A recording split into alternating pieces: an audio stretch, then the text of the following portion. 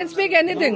I can speak anything. When you Congress people and your leaders, higher level leaders can speak anything about Narendra Modi ji and Draupadi Murmu ji without any respect. You don't have the right to come here and talk about respect. Okay? If you want to take the respect, पहले तो सीखो, देने के सीखो.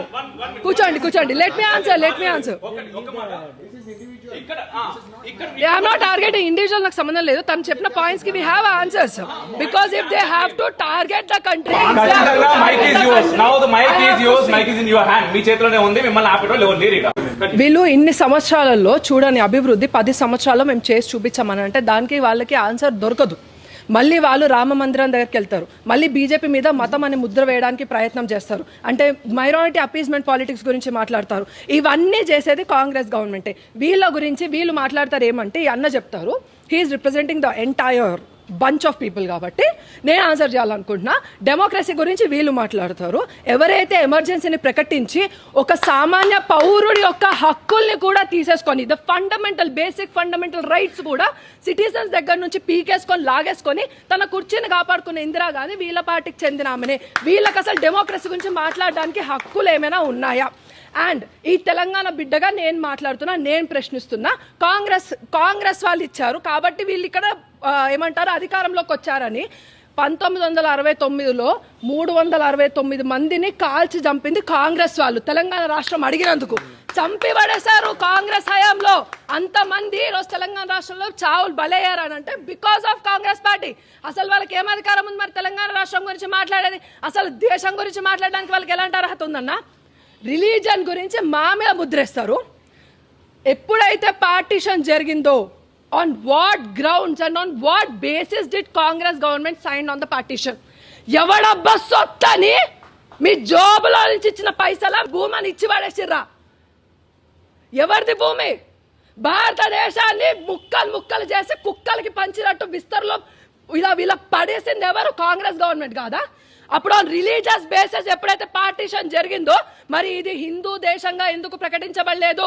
ఇంకా మళ్ళీ additional గా ఈ భూమిని కూడా లాక్కోవడానికి 370 ఆర్టికల్ కశ్మీర్ ని వీళ్ళకి ఇందాక చెప్తున్నారు కదా కాన్స్టిట్యూషనల్ పాత్వే అని రెడ్ కార్పెట్ చూపిస్తున్నారు.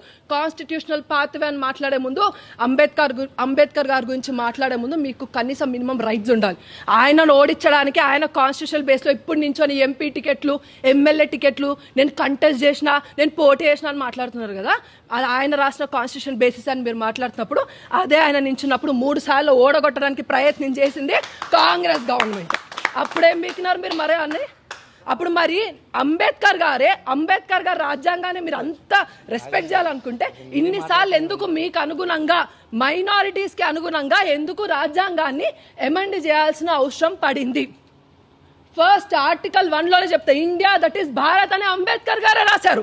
మరి ఇప్పుడు ఇండియా పేరుని భారత్ గా మారుస్తామంటే దాన్ని కేవలం ఒక మత ఆధారంగా మాత్రమే ఎందుకు మాట్లాడారు? ఇప్పుడు కశ్మీర్ ని ఎందుకు 370 ఆర్టికల్ ని మళ్ళీ తీసుకొస్తానని రాహుల్ గాంధీ మాట్లాడుతున్నారు మేము అధికారంలోకి వచ్చిన తర్వాత. అన్న 370 ఆర్టికల్ ఉంటే నీ భూమి ఆడగాకపోతే ఈడ కొనుక్కో అన్న, ఎకరమేమన్నా 10 ఎకరాలు ఇప్పిస్తాం నీకు, అర్థమైందా? మేము చందాలు వేసుకొని ఇప్పిస్తాం. నువ్వు అంత దీన స్థితిలో ఉంటే మేమందరం చందాలు వేసుకొని ఇప్పిస్తాం. But 55% of the Kashmir land is now in the control of Pakistan. ఎవడొబ్బ సత్తని రాసి ఇచ్చారు? అది క్వశ్చన్ చేయండి ఫస్ట్.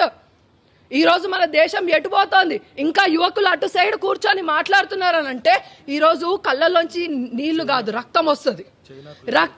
ఇప్పుడు డెమోక్రసీ గురించి మీకు మాట్లాడడానికి మినిమం రైట్స్ కూడా మీకు లేవు. పాత్వే గురించి మాట్లాడుతున్నారు. అంబేద్కర్ గారిని అవమానించి మీరు అంబేద్కర్ గారికి భారత రత్న ఇప్పించారా? వీళ్ళు బీజేపీ గవర్నమెంట్ లో ఇప్పించారు.